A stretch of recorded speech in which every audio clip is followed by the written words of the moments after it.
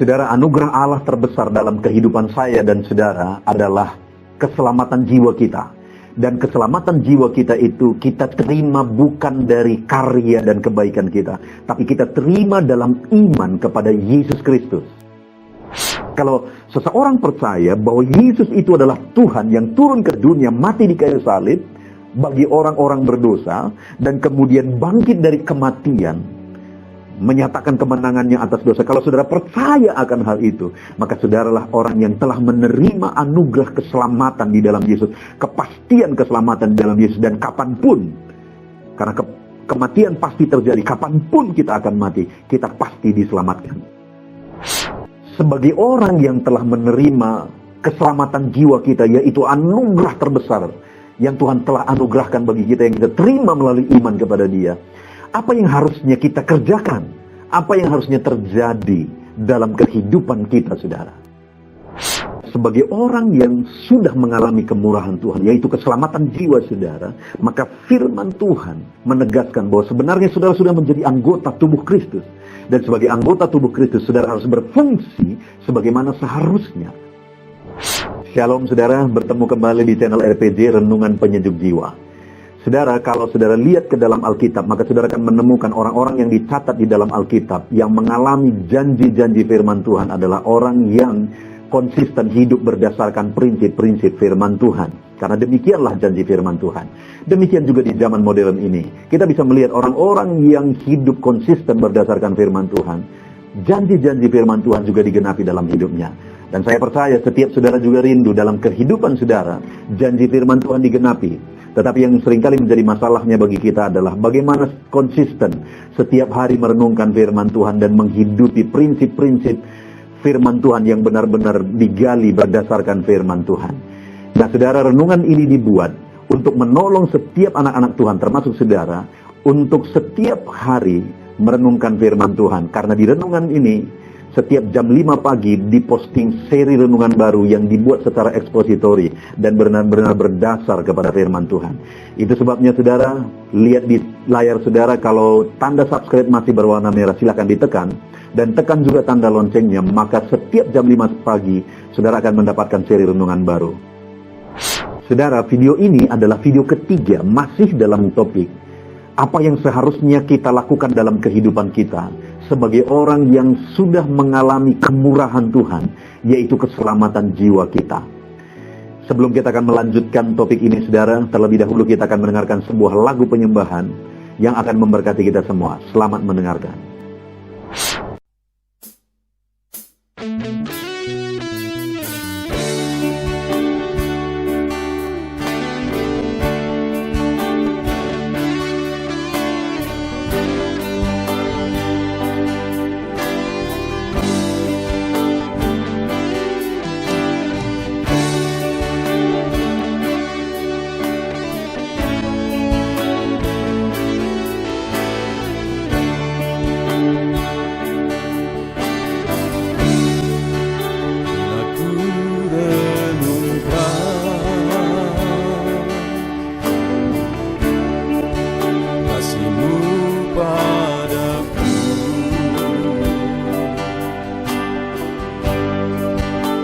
Tiada terukur, tiada bandingnya di dalam hidupku.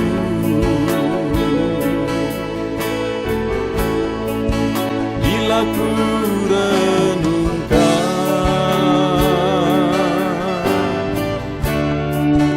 kasih-Mu padaku,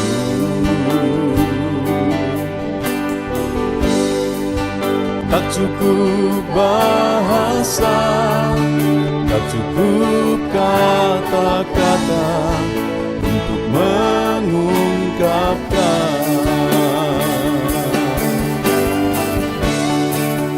Ku tinggikan Kau mulia,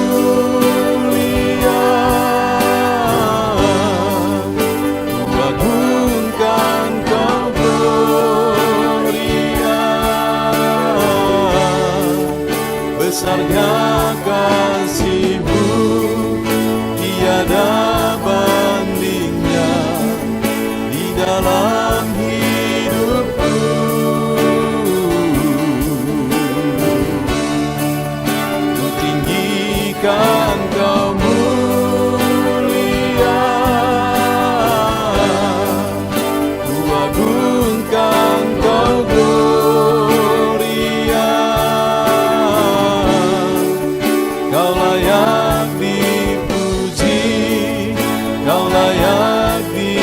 disembah untuk selamanya.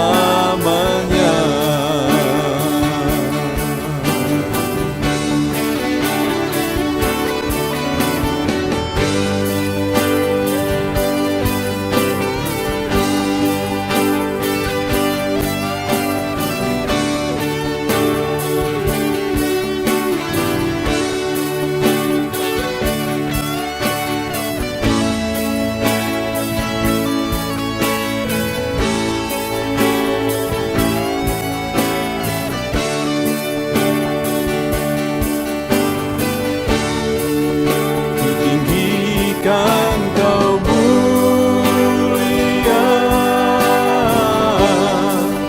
ku agungkan kau gloria. Besarnya kasih-Mu tiada bandingnya di dalam hidupku.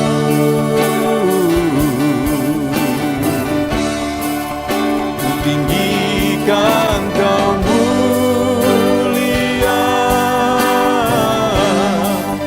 ku agungkan kau gloria.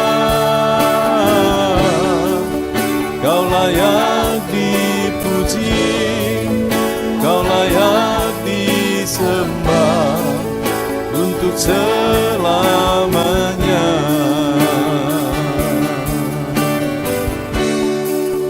Kau layak dipuji, kau layak disembah untuk selamanya.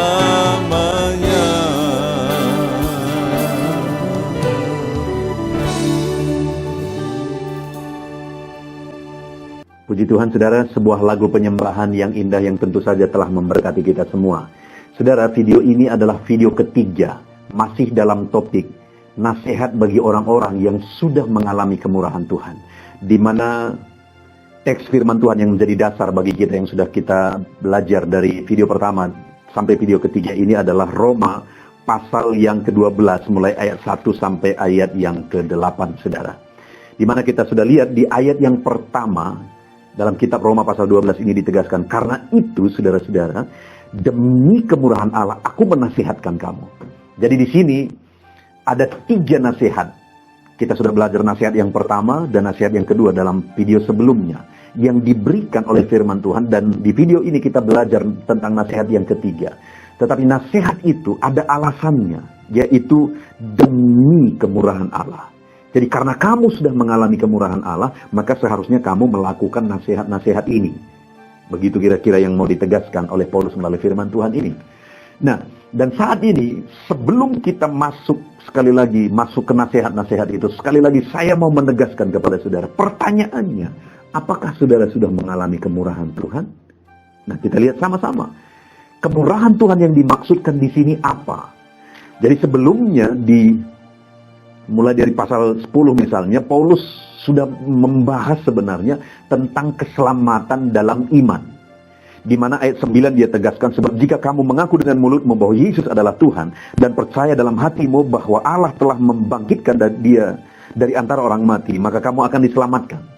Jadi Paulus menegaskan di sini tentang keselamatan yang diterima melalui iman. Itulah kemurahan Tuhan yang dimaksudkan di sini. Dan selanjutnya di pasal 10 itu dan pasal 11 juga Paulus menegaskan bahwa keselamatan itu semata-mata kita terima melalui iman dan kemurahan Tuhan. Di mana firman ini diberikan kepada jemaat Roma, di mana mereka bukan orang Israel, bukan orang Yahudi.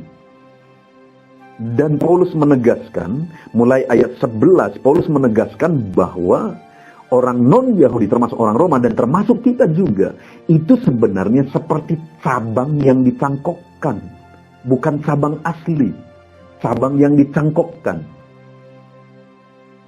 Artinya keselamatan itu kita terima oleh anugerah Tuhan, yang kita terima dengan, itu tadi ditegaskan ayat 9 pasal 10, yang kita terima melalui iman kepada Yesus Kristus yang adalah Tuhan dan yang adalah bangkit dari antara orang mati untuk menanggung dosa-dosa orang yang percaya kepada Dia. Nah, yang menjadi pertanyaannya hari ini, Apakah saudara sudah mengalami kemurahan itu? Di mana saya dan saudara, setiap manusia di dunia ini punya kesempatan yang sama untuk mengalami kemurahan Tuhan, untuk dicangkokkan ke pokok anggur yang asli itu, yaitu Yesus Kristus. Dan kita sebenarnya bukan cabang yang asli, tapi dicangkokkan ke sana oleh kemurahan Allah ketika kita percaya. Artinya sekali lagi bahwa saudara akan mengalami kepastian keselamatan oleh karena anugerah Tuhan ketika saudara percaya bahwa Yesus adalah Tuhan dan bahwa Dia telah mati.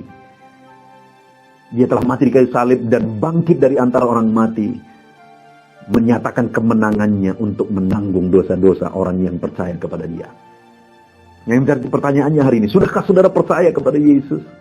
Kalau belum saudara, maka pastikan hari ini saudara percaya kepada Dia yang adalah Tuhan, yang mau mati di kayu salib dan kemudian bangkit dari antara orang mati, menanggung dosa-dosa orang yang percaya kepada Dia.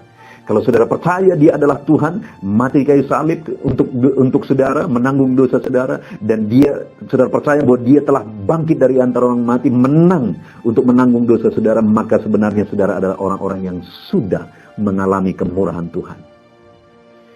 Nah, kalau hari ini kita sudah mengalami kemurahan Tuhan, kita sudah yakin akan keselamatan jiwa kita. Yang menjadi pertanyaannya adalah, apa yang seharusnya kita lakukan? Nah, itu yang sudah kita belajar di video pertama dan kedua, dan video ketiga ini kita akan belajar.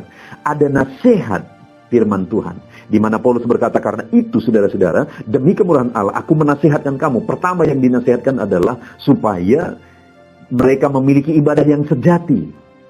Bagaimana memiliki ibadah yang sejati? Dengan mempersembahkan tubuhmu sebagai persembahan yang hidup, kudus, dan berkenan kepada Allah. Itu mau menggambarkan bahwa persembahkan hidupmu sebagai persembahan yang berkenan kepada Tuhan. Jadi ibadah sejati itu bukan hanya ibadah yang rutinitas, tetapi ibadah yang sejati itu adalah ketika kita mempersembahkan hidup kita bagi kemuliaan Tuhan. Apa yang kita kerjakan seharusnya itu bagi kemuliaan nama Tuhan.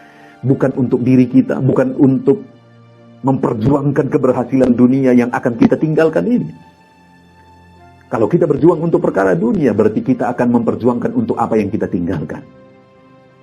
Tetapi kalau kita paham bahwa kita telah ditebus oleh Yesus Kristus, maka sebenarnya seharusnya apapun yang kita kerjakan untuk mempersembahkan sesuatu yang berkenan kepada Dia, kehidupan yang berkenan kepada Dia. Itu yang pertama. Dan yang kedua kita sudah belajar adalah supaya kita sampai kepada satu titik di mana kita mampu, itu ayat 2, mampu membedakan kehendak Tuhan, apa yang baik dan berkenan kepada Tuhan dan yang sempurna. Artinya kita mampu memahami kehendak Tuhan dan menghidupi kehendak Tuhan itu. Dan untuk sampai di sana dikatakan di sini, jangan kamu menjadi serupa dengan dunia ini, tetapi berubahlah oleh pembaharuan budimu sehingga. Jadi untuk sampai di titik kita semakin memahami kehendak Tuhan dan kita menghidupi kehendak Tuhan, maka kita harus pilih cara hidup yang berbeda. Dan kemudian kita harus mengalami pembaharuan hidup, pembaharuan rohani, pembaharuan roh akal budi kita dalam kehidupan kita. Itu yang sudah kita belajar di video pertama dan kedua, saudara. Dan di video yang terakhir ini, yang saya ingin kita lihat, ayat yang ketiga. Berdasarkan kasih karunia yang dianugerahkan kepadaku, aku berkata kepada setiap orang di antara kamu. Jadi nasihat ketiga yang dia ditegaskan oleh Paulus, dia berkata, jangan kamu memikirkan hal-hal yang lebih tinggi daripada yang patut kamu pikirkan, tetapi hendaklah kamu berpikir begitu rupa sehingga kamu menguasai diri menurut ukuran iman yang dikaruniakan Allah kepada kamu masing-masing. Sebab sama seperti tubuh kita mempunyai banyak anggota, tetapi tidak semua anggota itu mempunyai tugas yang sama.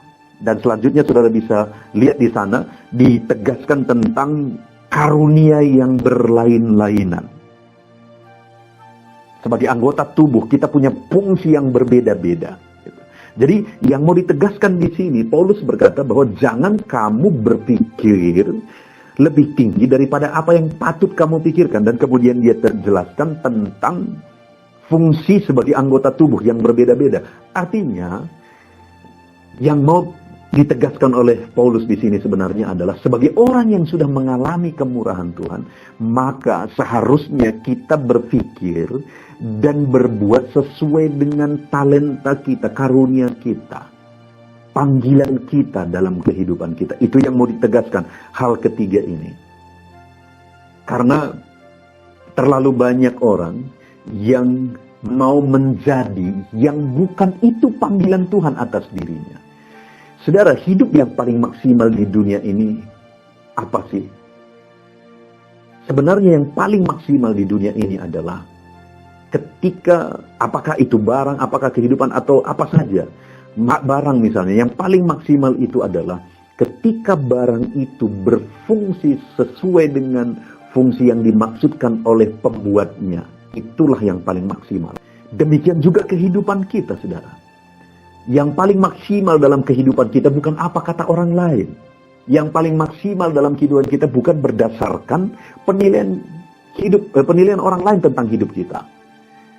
Yang paling maksimal dalam kehidupan kita, sekali lagi, bukan berdasarkan apa kata orang, tetapi apakah saya dan saudara berfungsi sebagaimana yang Tuhan kehendaki. Seperti anggota tubuh, tangan hanya akan maksimal jika tangan ini berfungsi sebagai tangan. Kaki juga demikian, dan semua anggota tubuh kita juga demikian. Demikian juga saya akan berfungsi paling maksimal adalah ketika saya berfungsi sesuai dengan apa yang Tuhan mau, apa yang Tuhan kehendaki dalam kehidupan saya. Jadi kalau saya berjuang untuk menjadi sesuatu, untuk mencapai sesuatu, dan kemudian kalaupun aku bisa mencapai itu dan semua orang memuji aku, tetapi kalau bukan itu fungsiku diciptakan oleh Tuhan, dikehendaki oleh Tuhan, maka sebenarnya aku gagal. Jadi itu yang dimaksudkan oleh Paulus di sini, supaya umat-umat Tuhan berfungsi sebagaimana seharusnya, berfungsi sesuai dengan panggilannya, sama seperti anggota tubuh berfungsi masing-masing sesuai dengan fungsinya. Artinya, kerjakan sesuai dengan talenta kita, kerjakan sesuai dengan karunia yang kita miliki, lakukan, pikirkan katanya. Jangan kamu berpikir hal-hal yang lebih tinggi. Jadi pikirkan, berpikirlah, berbuatlah, lakukanlah sesuai dengan apa fungsi kita, apa panggilan kita, apa talenta kita. Karena itu yang paling maksimal dalam kehidupan kita. Sekarang ada dua hal yang menjadi pertanyaannya sebenarnya sehubungan dengan ini, saudara. Yang pertama, apakah saudara sudah sadar akan fungsi saudara di dalam Tuhan, di dalam pekerjaan Tuhan, di dalam tubuh Kristus? Apakah saudara sudah mengerti apa yang menjadi fungsi saudara? Kalau belum, saudara, maka saudara harus memahami itu. Apa sebenarnya panggilan Tuhan? Apa fungsi saudara sebagai anggota tubuh Kristus? Jadi sebagai orang yang sudah ditebus oleh Tuhan, maka saudara sudah menjadi anggota tubuh Kristus. Sebagai anggota tubuh Kristus, saudara pasti punya fungsi yang dikehendaki oleh Tuhan dalam kehidupan saudara. Pertanyaannya sekarang, apakah saudara paham apa yang menjadi fungsi saudara sebagai anggota tubuh Kristus? Dan yang kedua, apakah saudara sedang berfungsi sebagaimana fungsi itu yang dikehendaki oleh Tuhan dalam hidup saudara? Atau jangan-jangan saudara menjadi orang hebat, tapi tidak berfungsi seperti seharusnya? Jangan-jangan saudara menjadi orang yang hebat di pemandangan mata, tapi saudara tidak berfungsi sebagai tubuh Kristus, sebagaimana fungsi yang dikehendaki Tuhan dalam hidup saudara. Nah, itu sebabnya di sini firman Tuhan berkata, bahwa jangan kamu memikirkan hal-hal yang lebih tinggi daripada yang patut kamu pikirkan, tetapi hendaklah kamu berpikir sebegitu rupa sehingga kamu menguasai diri menurut ukuran imanmu. Dan kemudian dijelaskan bahwa kita masing-masing adalah anggota tubuh Kristus yang berbeda seorang dengan yang lain, berfungsi beda satu dengan yang lain. Mari kita lakukan sesuai dengan fungsi kita. Mari kita lihat ke dalam diri kita. Setelah kita ditebus, kita sudah menjadi anggota tubuh Kristus. Apa fungsi kita sekarang?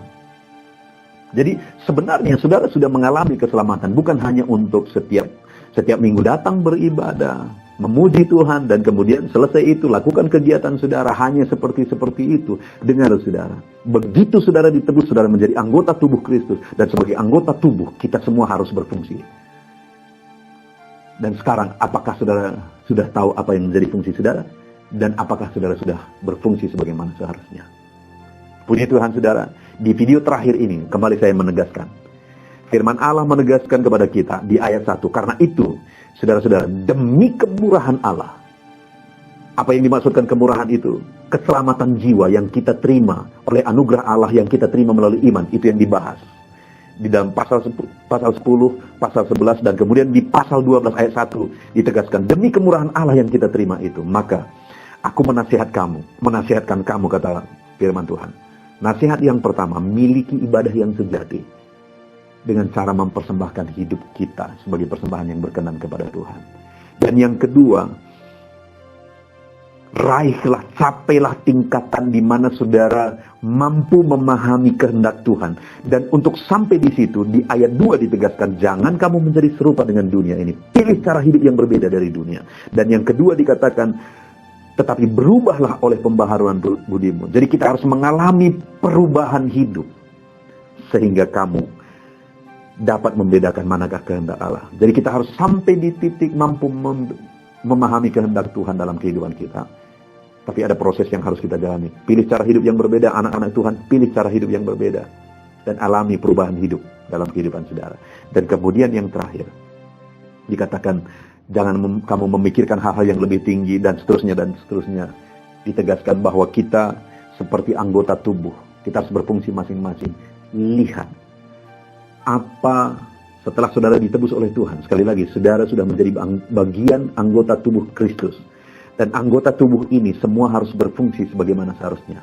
Demikian juga saudara, kalau saudara sudah masuk ke dalam anggota tubuh Kristus sebagai orang yang telah ditebus, maka saudara harus berfungsi sebagaimana seharusnya. Pertanyaan saya, pahamkah saudara apa yang menjadi fungsimu sebagai anggota tubuh Kristus?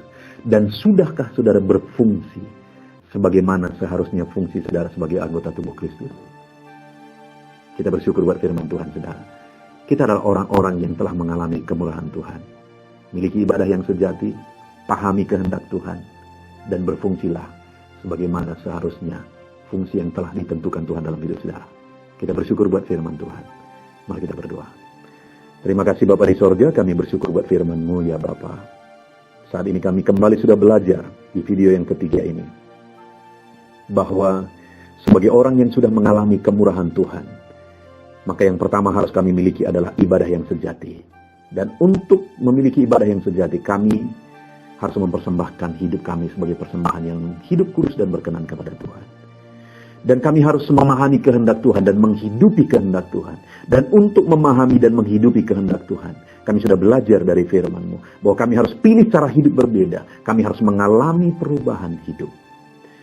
Dan yang terakhir Tuhan, kami sudah belajar sebagai orang yang sudah mengalami kemurahan Tuhan, maka kami harus paham bahwa kami ini sudah menjadi anggota tubuh Kristus. Dan kami harus berfungsi sebagaimana fungsi yang Tuhan sudah tentukan bagi kami. Kami bersyukur buat firman Tuhan. Kami akan lakukan firman-Mu sebagai orang yang telah mengalami kemurahan Tuhan. Di dalam nama Tuhan Yesus Kristus kami berdoa. Amin. Puji Tuhan saudara. Tentunya renungan pendidik jiwa hari ini sudah menjadi berkat bagi setiap saudara yang menyaksikan. Mari kita terapkan firman Tuhan dan raih janji firman Tuhan dalam kehidupan kita sehari-hari. Dan jangan lupa saudara, perkembangan channel ini tidak terlepas dari partisipasi saudara untuk mensubscribe, like, mengkomen, dan men-share kepada lebih banyak orang. Terima kasih buat partisipasi saudara. Tuhan Yesus memberkati.